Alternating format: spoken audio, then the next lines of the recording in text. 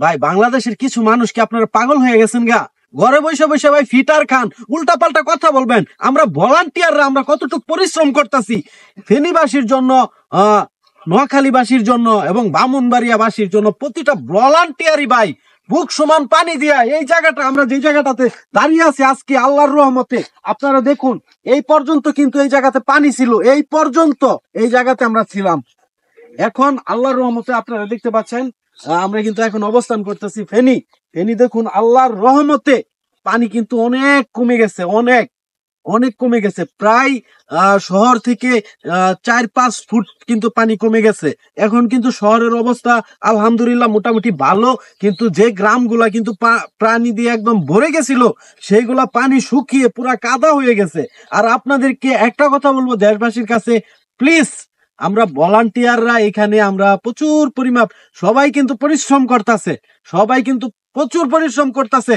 কেউ পা কেটে গেছে, কেউ পা দিয়ে কিন্তু গাছের বাঁশের কিন্তু ডাল ঢুকে গেছে। এইরকম অবস্থার ভিতরে কিন্তু প্রতিটা ভলান্টিয়াররা কিন্তু ভাই প্রচুর পরিশ্রম করতেছে ভাই। ইনশাল্লাহ এই যে দেখুন আমি কিন্তু বাইক নিয়ে আসছিলাম, দেখুন বাইকটা এই ডুবে গেছে, পুরো টাঙ্কি সহকারে ডুবে গেছে।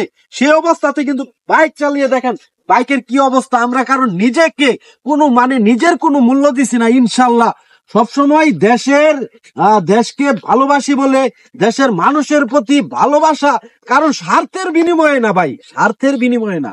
আমরা ভাইরাল হতে আসি নাই, আমরা দেশের মানুষকে আমরা বাঁচাতে, বিপদে যারা আছে তাদেরকে রক্ষা করার জন্য আমরা কিন্তু ছুটে চলে এসেছিলাম। তো যাই হোক, কথাবার্তা বললে মানুষকে উৎসাহ দিবেন ভাই। যারা যারা ভলান্টিয়াররা মাঠে কাজ করতেছে তাদেরকে আপনারা উৎসাহ দিবেন, তাদেরকে ভালোবাসা দিবেন, তাদেরকে কখনো ব্যাড কমেন্ট করবেন না। প্রত্যেকটা ভলান্টিয়ারই কিন্তু মন খারাপ হয়ে যেতেছে ভাই।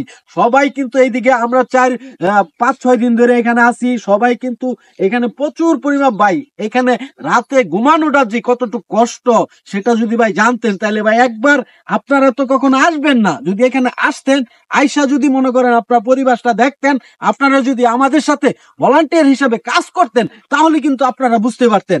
আর আমরা তো কখনো তো আপনাদের কাছে বিকাশে টাকা চাইছি না। যারা টাকা চাইছে তাদের বিষয়ে আপনি কি ঘরে বসে আছেন? আপনি কি এখানে ফিল্ডে কাজ করছেন? আপনারা দেখছেন আমরা কতটুকু পরিশ্রম করতেছি আর ভলান্টিয়াররা কতটুকু পরিশ্রম করতেছে।